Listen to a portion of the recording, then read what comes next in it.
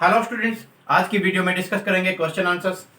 Class 9 subject English main reader book Beehive, Beehive से poetry section और poetry section से आपकी पोएम है the duck and the kangaroo by Edward Lear. चलिए question answers discuss करते हैं। Number 1, where did the duck live? Duck कहाँ रहती थी? And what did the duck long for? To long for means to wish, इच्छा करना। Duck कहाँ रहती थी, उसने क्या इच्छा जाहिर की या उसकी क्या इच्छा थी? The duck lived in a pond या the duck lived in a nasty pond।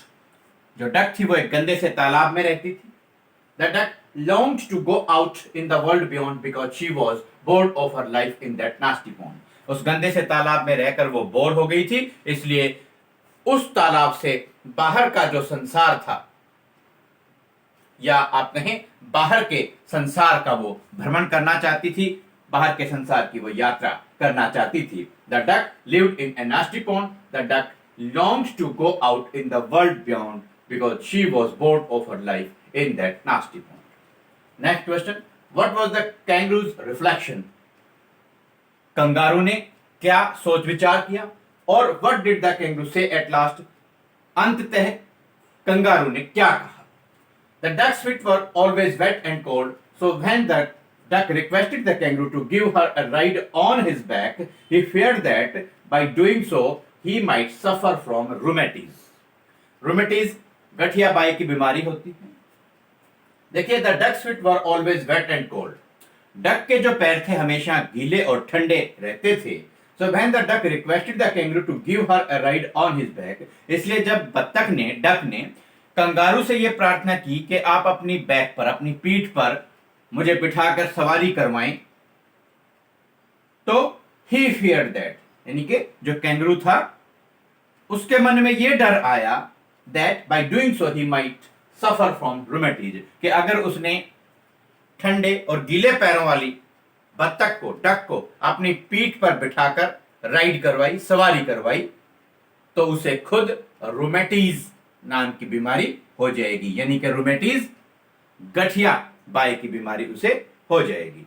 तो दोबारा से आंसर देख लेते हैं। The ducks feet were always wet and cold, so when the duck requested the kangaroo to give her a ride on his back, he feared that by doing so he might suffer from रूमेटीज।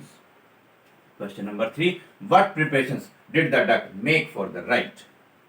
अपनी यात्रा के लिए duck ने क्या क्या तैयारियां की? और the duck bought 4 pairs of worsted socks. Why? Worsted socks means जुराबें, और वॉस्टेड मीन्स ऊन की बनी हुई जुराबें डक ने खरीदी। 4 पेयर्स, 4 जोड़ी जुराबें खरीदी। क्यों खरीदी, यह आंसर आपको बताना है। The duck bought 4 pairs of worsted socks and a cloak. यहां क्लॉक लबादा, CLOAK है ये क्लॉक।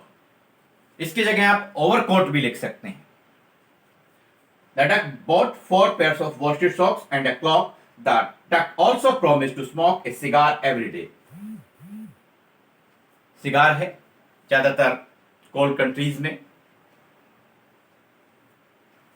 पिया जाता है, और काफी जो रिच पीपल होते हैं उनका ट्रेडिशन होता है सिगार को पीना, सिगार सुलगाना। और गर्म रखने के लिए अपने जो पैर हैं, क्योंकि जो डक के जो पैर हैं, फिट हैं, वो वेट और कोल्ड होते हैं, उनको ड्राई और वार्म रखने के लिए, सूखा और गर्म रखने के लिए उसने प्रॉमिस किया था, वादा किया था कैंगरू से कि मैं डेली एक सिगार सुलगाऊंगी। डेली एक सिगार सुलगाने का, पीने का उसने वादा किया। She did all these things to keep her feet dry and warm। और ये सारे काम उसने, जो 4 pairs of worsted socks खरीदी, 4 जोड़ी ऊनी जुराबें या ऊन की बनी हुई जुराबें खरीदी, एक ओवरकोट खरीदा, और डेली एक सिगार पीने का या एक सिगार सुलगाने का उसने प्रॉमिस किया, वादा किया। तो उसने ये सारे काम अपने जो वेट एंड कोल्ड, उसके जो फिट हैं, गीले और ठंडे जो उसके पैर हैं उनको ड्राई एंड वार्म रखने के लिए किया, सूखा और गर्म रखने के लिए किया। दोबारा से आंसर देख लेते हैं। The duck bought 4 pairs of worsted socks and a clock. The duck also promised to smoke a cigar every day. She did all these things to keep her feet dry and warm.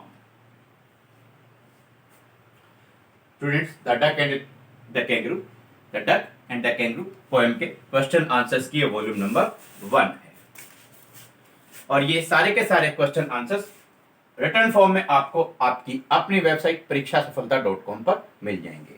जल्द ही the duck and the kangaroo poem के question answers की volume number 2 में आपसे फिर होगी मुलाकात। Thanks, have a nice day.